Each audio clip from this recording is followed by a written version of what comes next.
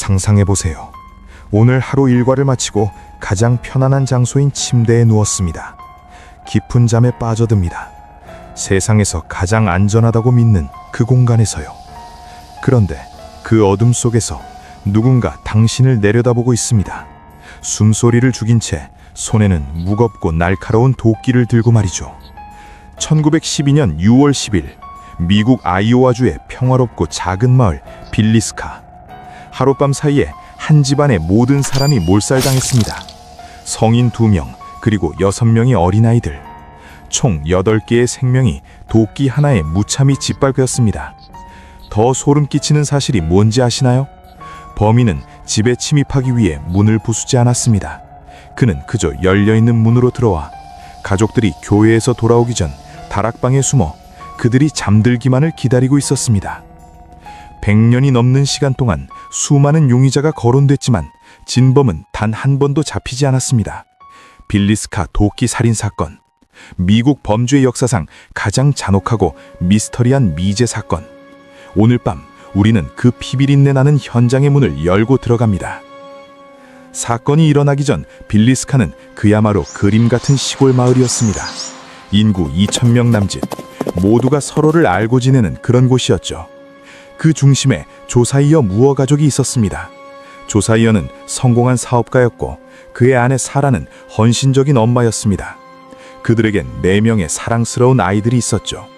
11살 허먼, 10살 캐서린, 7살 보이드, 그리고 막내 5살 폴. 1912년 6월 9일 일요일 저녁, 마을 장로교회에서는 어린이날 행사가 열렸습니다. 무어 가족은 당연히 참석했죠. 아이들은 무대에서 재롱을 부렸고 교회는 웃음소리로 가득 찼습니다. 이날 밤 무어 가족의 집에는 특별한 손님들이 함께했습니다. 이웃집에 살던 스틸린저 자매, 8살 리나와 12살 아이나가 무어 가족의 딸 캐서린과 더 놀고 싶어 하룻밤 자고 가기로 한 거죠. 저녁 9시 30분경 행사가 끝나고 8명의 일행은 밤 공기를 마시며 집으로 걸어갑니다. 밤하늘엔 별이 빛나고 마을은 고요했죠. 집에 도착한 그들은 현관문을 잠그고 각자의 방으로 향했습니다. 그것이 그들이 세상에서 보낸 마지막 평화였습니다. 그들이 문을 잠글 때 이미 집안 깊숙한 곳에 악마가 숨어 있었다는 사실을 아무도 몰랐으니까요. 시간은 자정을 넘겨 6월 10일 새벽으로 흘러갑니다. 검시 결과에 따르면 살인은 자정과 새벽 5시 사이에 벌어졌습니다. 범인은 다락방에서 조용히 내려왔습니다. 그의 손에는 무어 씨의 집 뒷마당에 있던 도끼가 들려 있었죠. 그는 먼저 부부의 침실로 향했습니다. 가장 강력한 저항을 할 수 있는 가장 조사이어 무어를 첫 번째 타겟으로 삼았습니다. 범인은 도끼날이 아닌 도끼의 뭉툭한 뒷부분을 사용했습니다. 조사이어는 단 한 번의 가격으로 즉사한 것으로 보입니다. 옆에서 자던 아내 사라도 마찬가지였죠. 부부가 소리 한 번 지르지 못하고 숨을 거두자 범인은 이제 아이들의 방으로 발걸음을 옮깁니다. 4명의 무어 아이들이 자던 방, 그리고 손님으로 온 스틸린저 자매가 자던 1층 방. 범인은 방을 옮겨다니며 곤히 잠든 아이들의 머리를 차례대로 내리쳤습니다. 다음 날 아침 월요일이 밝았습니다. 이웃집이 살던 메리 패컴 할머니는 뭔가 이상함을 느꼈습니다. 평소라면 새벽부터 시끌벅적해야 할 무어 씨 집이 너무나 조용했기 때문이죠. 커튼은 굳게 닫아친 채 닭들은 밥을 달라고 울어대는데 아무도 나오지 않았습니다. 불안감을 느낀 메리 할머니는 조사이어의 형 로스 무어에게 전화를 겁니다. 달려온 로스는 조심스럽게 집 안으로 들어갑니다. 로스가 1층 침실 문을 열었을 때 그는 평생 잊지 못할 광경을 목격했습니다. 침대 위에 2명의 소녀 스틸린저 자매가 피투성이가 된 채로 누워 있었습니다. 로스의 비명소리가 마을의 정적을 깨뜨렸고 곧이어 도착한 셔관이 위층으로 올라갔습니다. 그리고 나머지 가족 모두가 처참한 모습으로 발견됐습니다. 8명 전원 사망, 생존자는 없었습니다. 경찰과 의사들이 현장을 조사하면서 단순한 살인 이상의 기괴한 점들이 발견되기 시작합니다. 첫째, 범인의 잔혹성입니다. 검시 결과 대부분의 피해자는 첫 번째 가격으로 이미 사망했거나 의식을 잃었습니다. 하지만 범인은 멈추지 않았습니다. 특히 가장이었던 조사이어 무어와 2명의 방문객 소녀 리나와 아이나의 시신은 형체를 알아볼 수 없을 정도로 훼손되었습니다. 범행 도구인 도끼는 스틸린저 자매가 발견된 1층 방에 세워져 있었습니다. 도끼에는 피와 머리카락이 엉겨붙어 있었죠. 둘째, 정말 이해할 수 없는 범인의 행동들입니다. 범인은 살해 후 집안에 있는 모든 거울과 유리를 천이나 옷가지로 가렸습니다. 마치 자신의 모습을 보는 것이 두려웠거나 죽은 자들의 영혼이 비치는 것을 막으려는 것처럼. 심지어 피해자들의 얼굴도 침대보나 옷으로 덮어놓았습니다. 셋째, 가장 소름 끼치는 발견입니다. 1층 방에서 베이컨 덩어리가 발견되었습니다. 범인은 8명을 무참히 살해한 후 부엌으로 내려가 베이컨을 꺼냈고 그것을 먹은 것이 아니라 도끼 옆에 두고는 스틸린저 자매 중 한 명의 머리맡에 두었습니다. 도대체 왜 그럴까요? 마지막으로 현장 감시 결과 범인은 살해 후 부엌에서 피 묻은 손을 씻고 아주 여유롭게 현장을 빠져나간 것으로 보였습니다. 집안에는 범인이 다락방에서 피우다 버린 담배꽁초 2개가 발견됐는데 이는 그가 가족들이 잠들기를 꽤 오랜 시간 기다렸다는 것을 증명했죠. 작은 마을은 공포와 분노로 뜰끓었습니다. 소문은 삽시간에 퍼졌고 수백 명의 구경꾼이 현장으로 몰려들었습니다. 이것이 수사의 가장 큰 패착이었습니다. 1912년 당시의 수사는 지금과 같지 않았습니다. 현장은 구경꾼들에 의해 완전히 훼손되었고 중요한 증거들은 발자국 속에 묻혀버렸습니다. 심지어 범인의 냄새를 추적하기 위해 데려온 블러드하운드 개들은 수많은 사람의 냄새 때문에 혼란에 빠져 아무것도 찾지 못했습니다. 혼란 속에서 수많은 용의자가 떠올랐습니다. 떠돌이 불황자부터 시작해서 무엇이와 사업적으로 얽힌 사람들까지. 하지만 그 중에서도 가장 유력하게 거론된 3명의 인물이 있습니다. 용의자 1, 프랭크 존스. 그는 아이오와주의 성원의원이자 마을의 유력자였습니다. 조사이어 무어와는 사업적 라이벌이자 정치적 앙숙이었죠. 무어가 존스의 회사에서 일하다가 독립해서 큰 성공을 하자 존스가 이걸 시기했다는 소문이 돌았습니다. 사람들은 존스가 직접 살인을 하진 않았더라도 누군가를 사주했을 것이라고 믿었습니다. 실제로 한 사설 탐지는 존스가 청부 살인업자를 고용했다고 주장했지만 증거는 없었습니다. 권력자가 배후에 있다는 음모론은 마을을 더욱 분열시켰습니다. 용의자 2, 린 조지 켈리 목사. 그는 사건 당일 밤 교회 어린이날 행사에 참석했던 방문 목사였습니다. 키가 작고 이상한 행동을 하는 인물로 묘사됐죠. 그는 사건 다음 날 아침 일찍 마을을 떠났는데 기차 안에서 다른 승객들에게 빌리스카에서 끔찍한 일이 벌어졌다는 이야기를 했다고 합니다. 시체는 발견되기도 전에요 말이죠. 나중에 그는 경찰에 자백 편지를 보냅니다. 신이 나에게 악마들을 처단하라고 명령했다는 내용이죠. 하지만 경찰은 그가 정신질환을 앓고 있다며 관심받고 싶은 허연증 환자라고 판단했습니다. 그는 결국 정신병원으로 보내졌습니다. 그리고 마지막, 현대 크롬줄리 학자들이 가장 주목하는 용의자가 있습니다. 용의자 3, 윌리엄 맨스필드. 그는 당시에 활동했던 악명 높은 연쇄살인마로 추정되는 인물입니다. 왜 그가 유력할까요? 빌리스카 사건이 일어나기 전으로 미국 중부 전역에서 도끼를 이용한 일가족 몰살 사건들이 발생했습니다. 콜로라도, 캔자스, 일리노이. 범행 수법은 소름 끼칠 정도로 똑같았습니다. 기차 선로 뒤쪽에 있는 집을 타겟으로 삼았고 도끼를 사용했고 거울을 가렸고 피해자들의 얼굴을 덮어놓은 시그니처 행동들까지. 윌리엄 맨스필드는 이러한 사건들의 유력한 용의자였습니다. 실제로 빌리스카 사건 당시 그가 근처 지역에 있었다는 목격담도 있었죠. 하지만 결정적인 증거 부족, 그리고 당시 주간 공조 수사 시스템 부재 때문에 그는 빌리스카 도끼 살인 사건으로 기소되지 않았습니다. 그는 다른 사건으로 체포됐지만 끝까지 빌리스카 사건과의 연관성을 부인했습니다. 과연 그는 기차를 타고 마을과 마을을 이동하며 죽음을 몰고 다녔던 기차 살인마였을까요? 수년간의 수사, 수많은 용의자, 그리고 마을 사람들의 서로를 향하는 의심과 비난. 하지만 결국 빌리스카 도끼 살인 사건은 영구 미제 사건으로 남았습니다. 8명의 장례식 날 마을 전체가 울음바다였다고 합니다. 특히 꽃도 피워보지 못하고 떠난 6아이의 죽음은 너무나 큰 비극이었죠. 100년이 지난 지금 그 집은 여전히 빌리스카 마을 그 자리에 서 있습니다. 지금은 관광객들이 찾는 고스트 스팟이 되었죠. 많은 사람이 그곳에서 아이들의 웃음소리를 듣거나 기이한 현생을 경험했다고 말합니다. 어쩌면 억울하게 죽임당한 영혼들이 아직도 그 집을 떠나지 못하고 범인을 기다리고 있는 것은 아닐까요? 오늘 밤 여러분의 방문과 창문을 다시 한번 확인해 보시기 바랍니다. 그리고 기억하세요.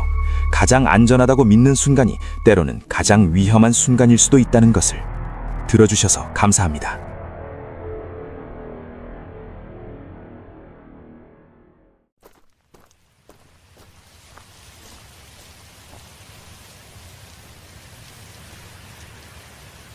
지금 보시는 이 한 장의 사진, 1993년 8월 러시아 구조대가 촬영한 실제 현장 기록입니다. 거친 바위 틈 구조대원들 사이에 웅크리고 있는 이 소녀를 자세히 봐주십시오. 초점을 잃은 눈동자, 찢겨나간 옷까지. 이것은 단순한 조난자의 모습이 아닙니다. 그녀는 인간이 감당할 수 없는 공포를 목격한 유일한 증인입니다. 러시아 수사 기록에 따르면 이 소녀는 장장 4일간을 시체들이 널브러진 산속에서 홀로 버텼습니다. 구조 직후 그녀가 남긴 진술은 당시 언론과 수사관들을 충격에 빠뜨렸습니다. 그들은 눈과 귀에서 피를 쏟았어요. 친구들이 갑자기 미쳐서 서로의 옷을 찢고 바위에 머리를 찌으며 죽어갔어요. 총 7명이 올라가 단 1명만이 살아남은 산. 단순 조난 사고로 묻힐 뻔했으나 이 소녀의 증언과 현장 사진들이 공개되며 미스터리로 남은 사건. 오늘 이야기는 러시아 산악 역사상 가장 기괴한 미스터리, 카마르다반 사건입니다. 1993년 8월 2일, 베테랑 산악인 류드밀라 코로비나가 이끄는 7명의 등반팀이 카마르다반 산맥에 도착했습니다. 이들은 오합지졸이 아니었습니다. 리더 코로비나는 산의 여장부라 불릴 만큼 경험이 풍부했고, 팀원들 역시 그녀가 직접 키운 엘리트 제자들이었죠. 가장 어린 15세부터 24세까지 그들은 젊고 강했습니다. 날씨는 맑았고 일기예보도 완벽했습니다.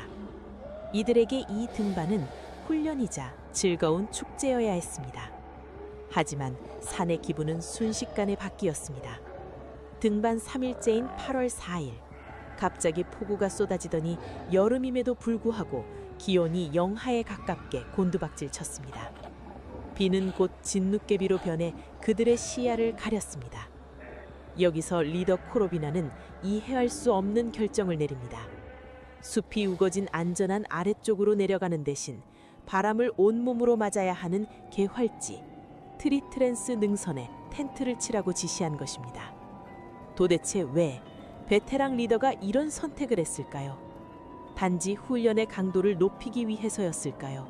아니면 무언가에 쫓기고 있었던 걸까요? 이 선택이 지옥문을 여는 열쇠가 될 줄은 아무도 몰랐습니다. 다음 날 아침, 비극은 예고 없이 찾아왔습니다. 텐트를 정리하고 하산 준비를 하던 중 가장 건장했던 24세 청년 사샤가 갑자기 비명을 지르며 쓰러졌습니다. 생존자 발렌티나의 증언에 따르면 사샤의 입에서는 거품이 흘러나왔고 귀에서는 피가 솟구쳤다고 합니다. 리더 코로비나가 급히 달려갔지만 사샤는 공포에 질린 눈으로 허공을 응시하다 숨을 거뒀습니다. 충격은 여기서 끝나지 않았습니다.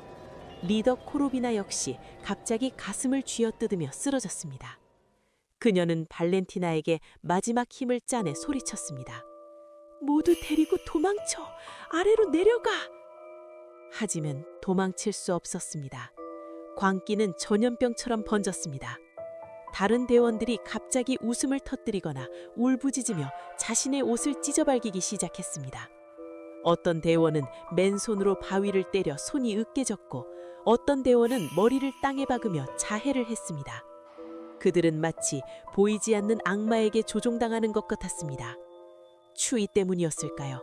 아니면 우리가 모르는 어떤 가스가 분출된 것일까요? 순식간에 6명이 눈밭 위에서 피를 토하며 사망했습니다. 이제 남은 건 17살의 소녀 발렌티나뿐이었습니다. 발렌티나는 텐트와 침낭을 챙겨 미친 듯이 아래로 뛰었습니다. 숲속으로 도망친 그녀는 첫날 밤 공포에 떨며 뜬 눈으로 낭짓했습니다. 하지만 다음 날 그녀는 깨닫습니다. 살기 위해서는 식량이 필요하다는 것을요. 그녀는 다시 그 죽음의 능선으로 올라가야 했습니다. 친구들의 시체가 널려 있는 그곳으로 말이죠. 그녀는 친구들의 시체를 피해 텐트에서 음식과 지도를 챙겼습니다. 그때까지도 친구들은 고통스러운 표정으로 반쯤 벗겨진 채로 굳어 있었습니다. 발렌티나는 그 지옥도를 뒤로 하고 다시 걸었습니다. 4일 동안 산딸기를 따먹고 강물을 마시며 버텼습니다. 그리고 마침내 카약을 타던 구조대를 만났을 때 그녀는 이미 인간의 감정을 잃어버린 상태였습니다. 한 달 뒤 수습된 시체들의 부검 결과는 더욱 미스터리했습니다. 사인은 저체온증. 하지만 그들의 몸에 난 상처와 혈액, 그리고 옷을 벗고 자해한 집단적 광기는 저체온증만으로는 설명되지 않았습니다. 사건 이후 수많은 가설이 쏟아졌습니다. 소련의 비밀 화학무기 실험이었다는 설, 바람이 산맥에 부딪히며 발생하는 초저음파가 뇌를 자극해 방황 상태를 일으켰다는 설, 심지어 외계인의 소행이라는 주장까지 나왔습니다. 가장 유력한 설 중 하나는 그들이 아침에 먹은 식사에 독초가 섞여 있었다는 것입니다. 신경 독소가 환상과 발작을 일으켰다는 것이죠. 하지만 부검 결과 독성 물질은 검출되지 않았습니다. 결국 사건은 명확한 결론 없이 종결됐습니다. 생존자 발렌티나는 그 후 오랫동안 침묵했고 진실은 카마르다반의 눈 속에 파묻혔습니다. 우리는 흔히 자연을 정복의 대상이나 힐링의 공간으로 생각합니다. 하지만 카마르다반 사건은 우리에게 끔찍한 교훈을 줍니다. 인간의 이성과 문명이라는 것은 대자연의 변덕 앞에서는 종이 한 장보다 얇다는 것을요. 그날 그곳에 살인마는 없었습니다. 어쩌면 그들을 죽인 건 자신들의 경험을 맹신하고 자연을 얕잡아 본 오만함이었지도 모릅니다. 지금도 카마르다반 산맥에는 바람이 붑니다.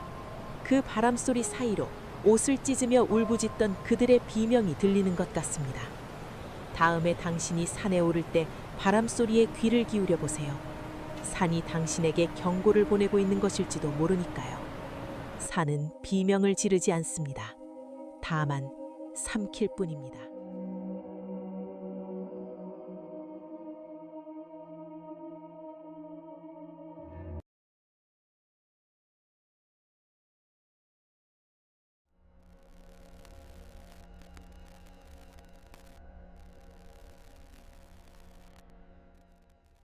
여러분, 이 사진을 보십시오.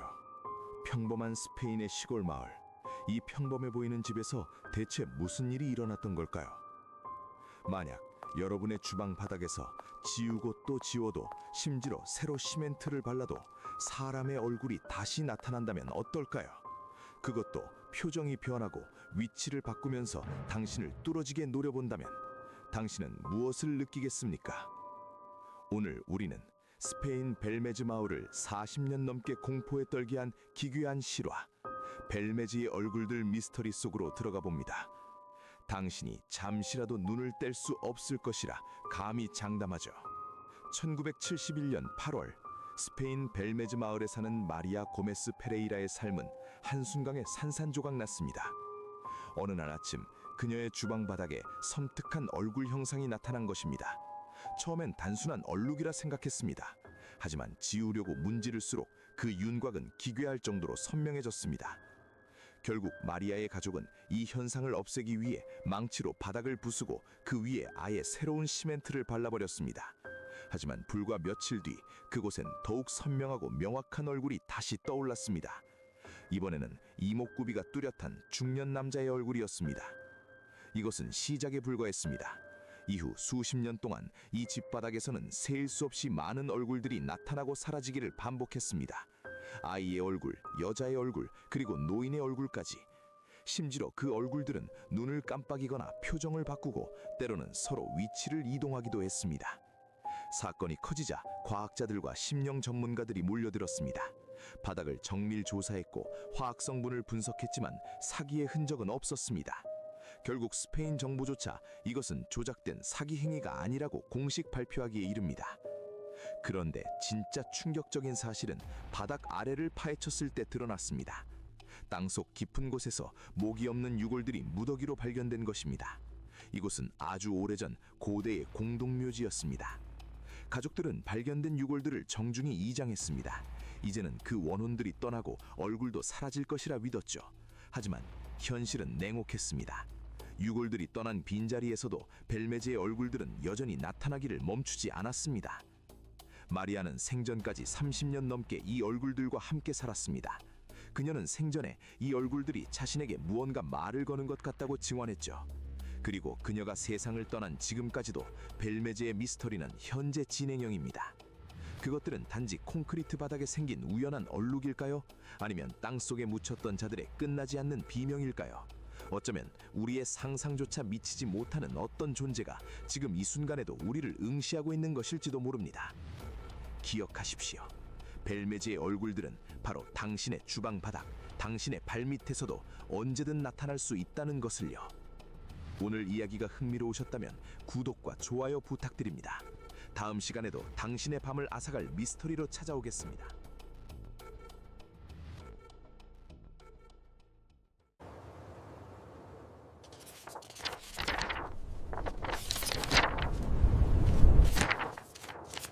증거 재판주의.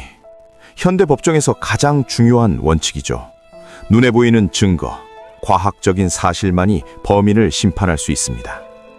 그런데 미국 법조계 역사상 전무후무한 믿기 힘든 일이 딱 한 번 일어났습니다. 살인사건의 결정적인 증인이 살아있는 사람이 아니었기 때문입니다. 그녀는 이미 땅속에 묻혀 있었습니다.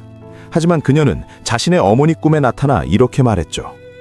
엄마, 그 사람이 내 목을 꺾었어.